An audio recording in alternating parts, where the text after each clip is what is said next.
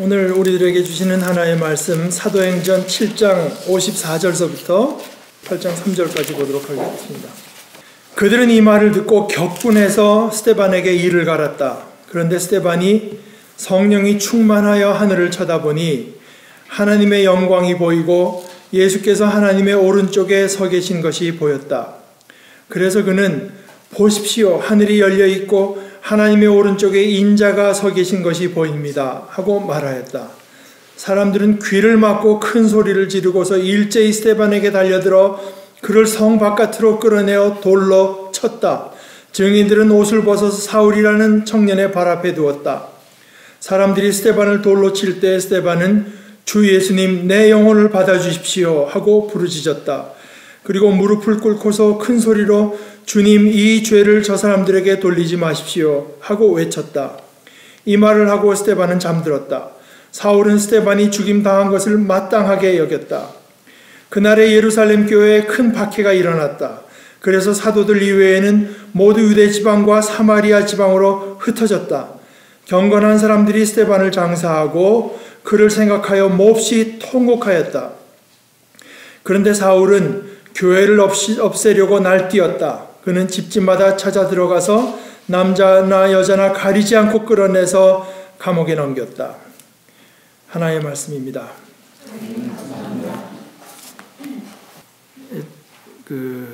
영안실에 다녀오면서 이거 뭐 참 뭐라고 무슨 말을 해줄지 모르겠어요. 39살인데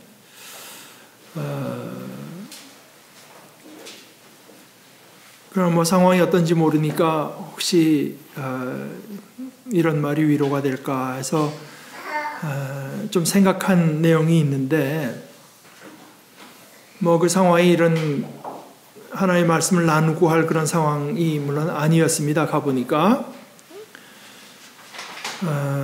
그런데 그때 이제 들은 생각은, 만약에 뭐 우리들이 둘러앉아서 같이 하나의 말씀을 나누고 기도할 어떤 분위기가 됐다고 해도 그 자리에서 내가 하나의 말씀을 같이 나누면은 그것이 얼마나 이제 마음에 새겨질까, 분위기가요.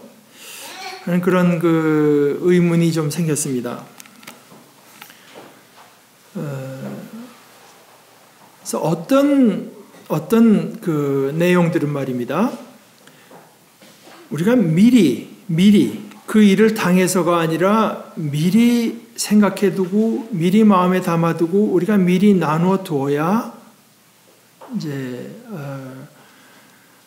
어떤 그 효력을 발휘할 수 있는 내용들이 있는 것 같아요. 당장 아무런 준비가 없었다가 그런 참 힘든 일을 겪을 때는 이제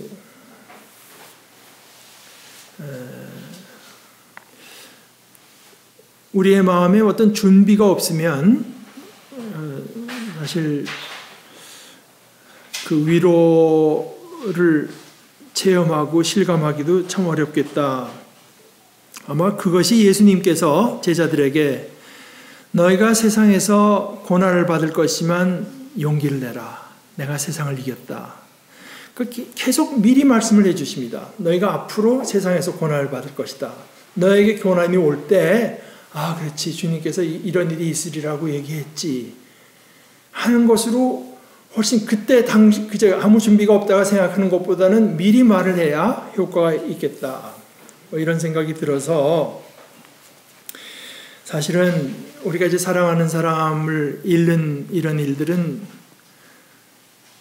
인간이면 누구나 피할 수 없는 이제 그런 일이 아닌가 이제 생각하는데, 우리 자신이 그것을 겪는 것에 대해서도 미리 나눠두는 것이 좋겠고, 또 그런 경우에 우리가 어떤 말로 서로 위로할 것인가도 미리 생각해두는 것이 좋겠다 하는 생각에 이제 우리가 함께 좀 나눌 내용을 생각해봤습니다. 그런데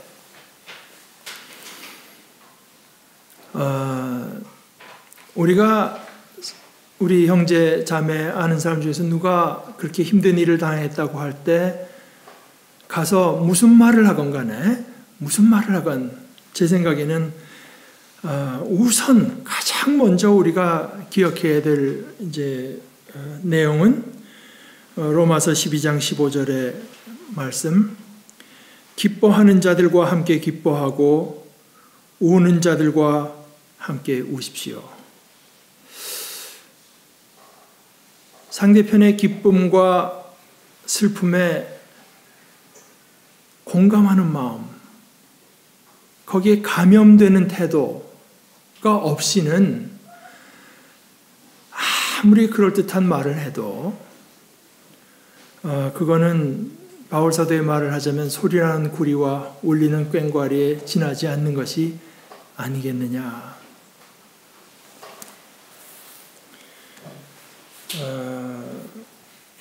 저 뒤에 책이 있습니다만은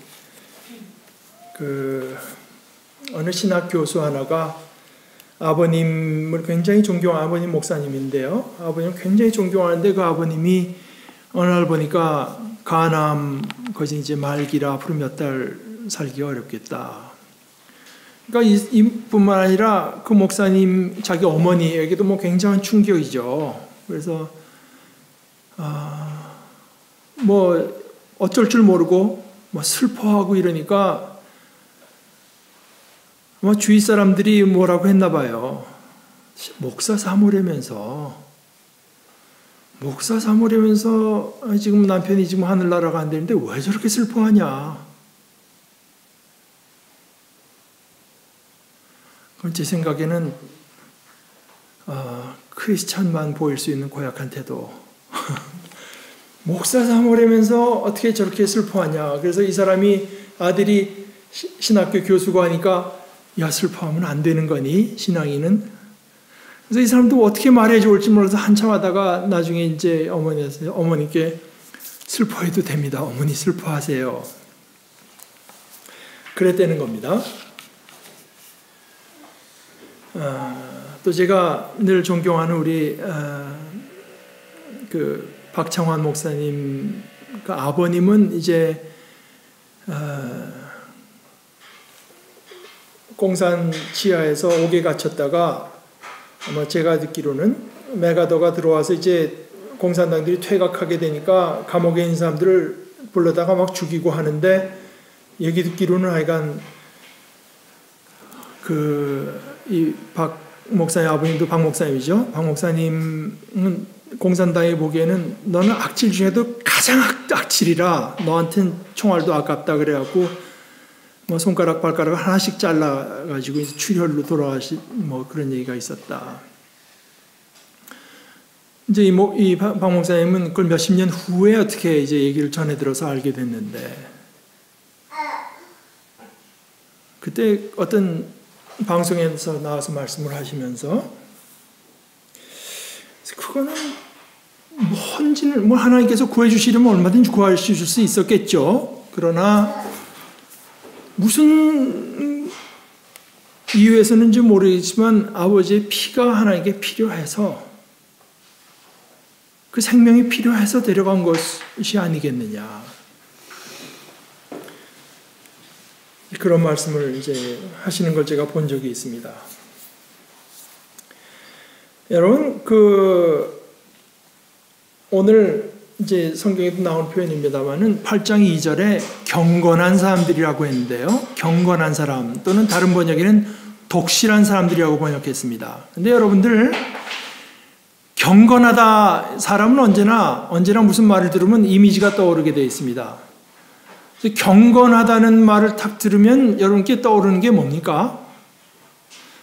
각자 이미지가 다 있으니까 언제 어떻게 생겼는지 모르지만 이미지가 있습니다. 그래서 제가 좋아하는 미국 목사님이 그런 걸 플레이를 한번 그 교인들에게 자기가 낼 테니까 이제 한번 여러분 의견을 알아맞혀 보십시오. 그랬더니 어떤 사람이 말하자면 양복을 입고 아주 검은 넥타이를 메고 늘 그러고 다니고 잘 안 웃습니다. 이 사람은 목사겠습니까? 코미디언이겠습니까? 정답이 코미디언입니다. 그럼 뭐 이제 이런 식의, 그러니까 뭐 사람들이 가진 이미지가 어떻게 뭐 사실 근거가 없다는 얘기를 이제 하는 거죠. 근데 경건하다고 하면은 여러분들은 막 그냥 코미디 프로그램 같은 걸 보면서 킬킬 웃는 사람이 생각납니까? 아니면은 우스운 게 있어도 잘 안 웃고 슬픈 게 있어도 그냥 슬퍼하는 둥 마는 둥 하고 그런 표정이 생각납니까?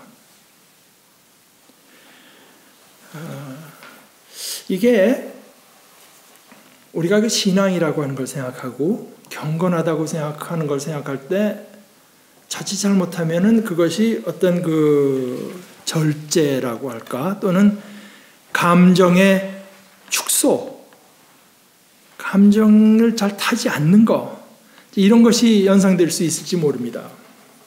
그런데 우리 아까 이제 이 유진이가 나와서 읽을 때 로마서 10장 요한복음 10장 10절에 예수님이 이렇게 말씀하셨잖아요. 예수님의 말씀은 오히려 나는 양들이 생명을 얻고 더 넘치게 얻게 하려고 왔다. 생명의 위축이나 축소나 빈곤이 아니라 신앙이라고 하는 것은 넘치도록 풍성한 삶을 말하고 있잖아요. 그것이 그리스도께서 오신 목적이라고 말씀하시잖아요. 풍성한 삶, 열매가 풍성한 삶, 오히려 그 반대가 억눌린 삶이고 빈곤한 삶이고 왜곡된 삶이고 위축된 삶입니다. 우리의 삶을 줄이는 것, 가난하게 만드는 것은 신앙이 아니라 오히려 죄, 걱정, 염려, 이기심, 욕심, 물욕, 이런 것들입니다. 마음이 걱정과 염려에 가득 찬 사람, 사로잡힌 사람이 마음껏 웃을 수나 있겠습니까? 그런 사람들이 이제 얼마 안 있으면 이제 사방이 파르스름해진다고 한들 그것으로 마음이 설렐 수 있겠습니까? 예를 들어서 뭐 정말 난지 얼마 안 돼서 여기 남산원으로 오게 된 어린아이들을 보면서 더군다나 그 아이들의 그 천진난만한 눈망울을 보면서 마음 아파하면서도 동시에 그 아이들을 그 아이들에게 웃어주면서 안아줄 마음의 여유가 있겠나 말입니다. 근심과 염려에 가득 사로잡힌 사람이, 근심과 염려는 사람들의 삶을 위축시키죠. 욕심에 사로잡히면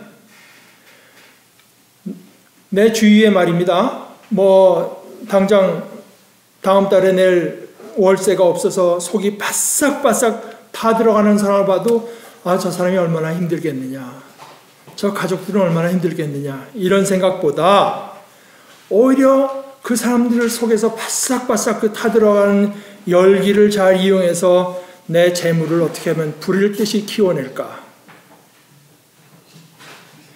이런 궁리만 하게 됩니다. 가만 보니까 뭐 이제 얼마 있으면 그런 일이 있겠습니다만 선거에 나서는 뭐 꼭 정치인들뿐 아닙니다. 불행한 얘기지만 선거에 나서는 장로님들, 장로 후보자들도 그런 것 같아요. 이분들에게는 내 이웃이건 내 믿음의 형제 자매들이건 나와 함께 위로를 나누고 신앙의 격려를 나눌 형제 자매라기보다 유권자들로만 보이는 것 같아요. 유권자들로만. 이처럼 걱정, 염려, 욕심, 죄악, 이런 것들이 우리들의 삶을 억누르고 빈곤하게 만듭니다. 왜곡시킵니다. 오히려 신앙이라고 하는 것은 우리의 삶에 의욕을 불러일으키게 되어 있습니다.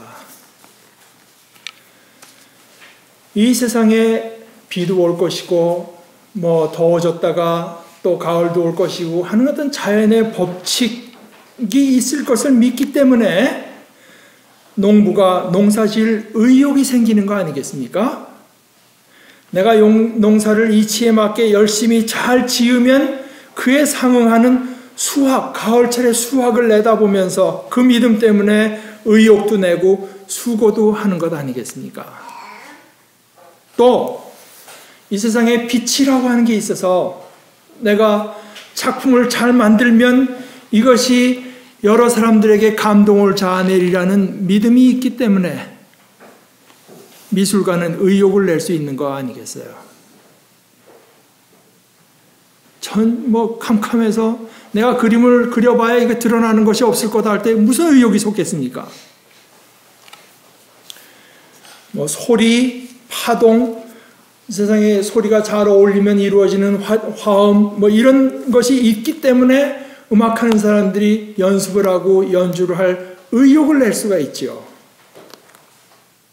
이 세상에는 법칙이 있어서 저만 하더라도 그 법칙을 잘 배우고 그대로 따라하게 되면은 아프던 사람들이 더 잘 나으리라고 하는 믿음이 있기 때문에 공부할 의욕도 있고 사람들에게 처방을 할 의욕도 생기는 거 아니겠습니까?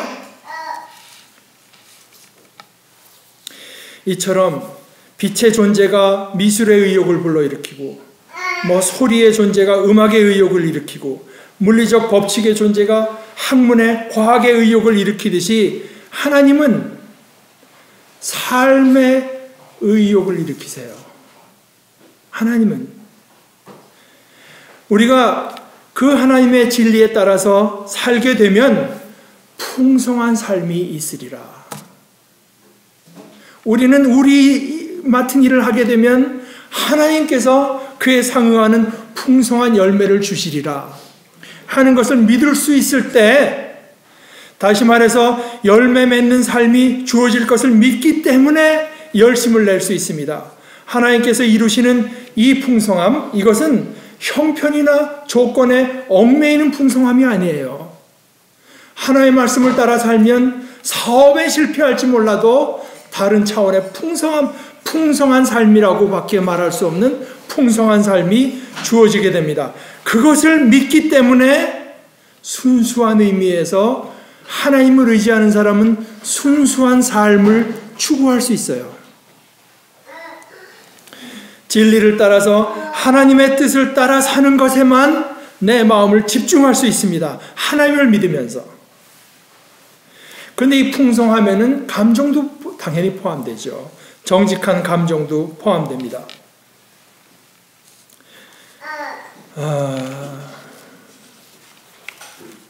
오늘 말씀 중에서 제가 좀 다시 한번 생각해 보고자 하는 것은 8장 2절의 말씀인데, 경건한 사람들이, 이 스데반은 지금 유대인들에게 그리스도를 증거하다가 돌에 맞아 죽었습니다.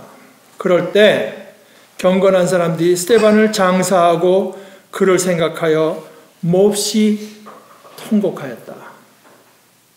여러분들이 가진 경건의 이미지가 뭔지 모르지만 스데반을 생각하면서 몹시 통곡하였다. 크리스찬이 죽음 앞에서 울어도 되나? 울어도 됩니다. 통곡해도 됩니다. 우리가 신앙을 가지고 경건해진다고 하는 것은 슬픔에 마비되는 것이 아니라, 감정을 억제하도록 요구받는 것이 아니라 풍성한 삶을 사는 것, 삶을 있는 그대로, 가장 정직한 대로, 가장 순수한 대로 살아내게 되는 것입니다. 아무것도 염려하지 않으면서 슬퍼할 수 있어요. 이것은 보통 우리가 생각하는 것하고 조금 다를지 모릅니다. 지금 하늘나라 갔는데 기뻐해야지. 근데 그것은 인간의 생각일 따름입니다. 성경에 말해주는 모습이 그렇지가 않잖아요. 경건한 사람들이 스데반을 장사하고 그를 생각하여 몹시 통곡하였다. 아마 왠지 모릅니다. 그러나 스데반, 모든 사람들이 다 존경하고 사랑해서 집사로 세운 스데반인데, 그 스데반이 그리스도를 증거하다 돌에 맞아 죽었으니 그 시신이 참혹할 거 아니겠습니까? 게다가 그들이 아는 대로 착한 사람이 죽었을 때 그 마음이 얼마나 참 슬프겠습니까? 또 하나님께로 갔다고 하지만 본인들에게는 사랑하던 형제를 잃은 것입니다. 그렇지 않습니까?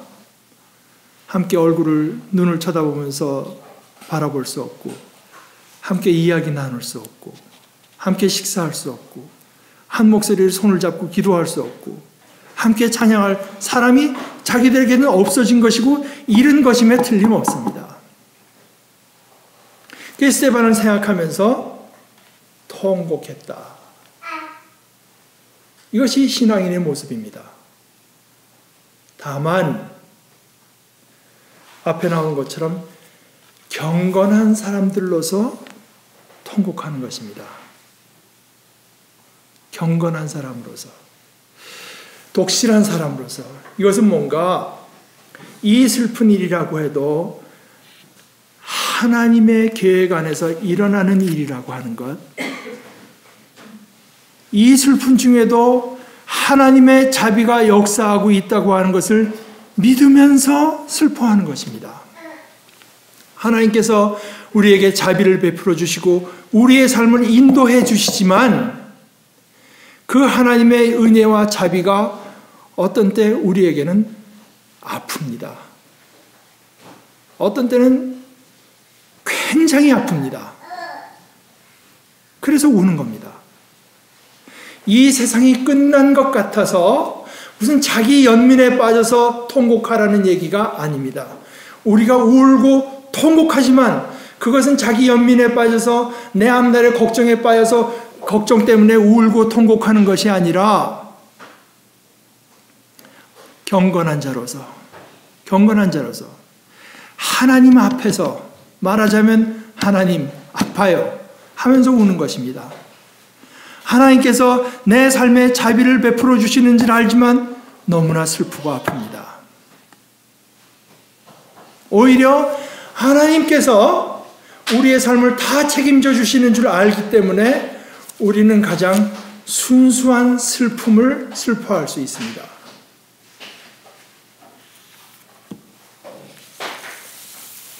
경건한 자들의 슬픔입니다. 걱정이나 원망이나 스데반을 죽인 사람들에 대한 원망이나 분노가 아니라 슬픔입니다. 그러나 경건한 자, 모든 것이 하나님의 자비 안에서 일어나는 것을 인정하는 자들, 그런데 자비로우신 하나님께서 우리에게 은혜를 베푸시고 인도해 주시는 것이 즐겁기만 한 것이 아니라 이렇게 아프다고 하는 것을 발견하면서 그 다스리심이 아파서 하나님 앞에서 슬퍼하고 아파하는 것, 심지어 통곡하는 것, 이게 오늘 성경이 보여주는 경건한 자의 모습입니다. 뭐 그렇다고 해서 억지로 울어야 되는 것도 아닙니다. 그러나 하나님께서 우리에게 주시는 삶이라고 하는 것은 제가 아까 창세기나 오늘 요한복음의 말씀에서 하나님께서는 우리의 삶이 다 생육하고 번성하면서 풍성하기를 원하시는데 풍성하기를 원하신다고 하는 것은 모든 것이 다 그냥 길길대고 잘 되기만 하는 것이 아니라 우리의 감정에서도 가장 순수한 가장 자연스러운 감정이 그대로 드러나는 풍성함을 우리 속에 주신다고 하는 것을 우리들이 생각할 필요가 있겠습니다. 그래서 이것은 원망이나 걱정이나 분노나 미움보다 이것은 어떻게 생각하면 성숙과도 통하는 이야기입니다. 풍성, 순수, 정직, 성숙 이런 것들이 그리스도인의 삶을 나타내는 말들입니다. 자기 연민, 원망, 걱정, 염려, 욕심 이런 것이 아닙니다.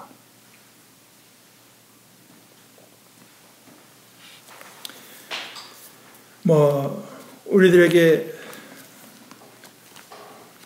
앞으로도 일어날 것이 뻔한 내용을 이제 우리들이 함께 나누는 것에 대해서 제가 특별히 결말 삼을 이야기는 없습니다. 그러나 우리가 오늘 이 성경에서 보여주는 이 경건한 자들의 모습, 초대교회에 있었던 한 모습을 우리들이 살펴보면서 우리들이 그 일들을 어떻게 당할 것인지, 오히려 그 속에서 하나님 그리스도께서 우리에게 주시는 풍성한 삶이 어떤 것인지를 평소에 우리가 잘 생각하고 잘 준비돼서 이 세상에서 신앙인으로 산다고 하는 것, 경건한 자들의 슬픔이라고 하는 것은 어떤 건지를 우리들이 새롭게 한번 좀 발견해 볼 수 있으면 좋겠습니다.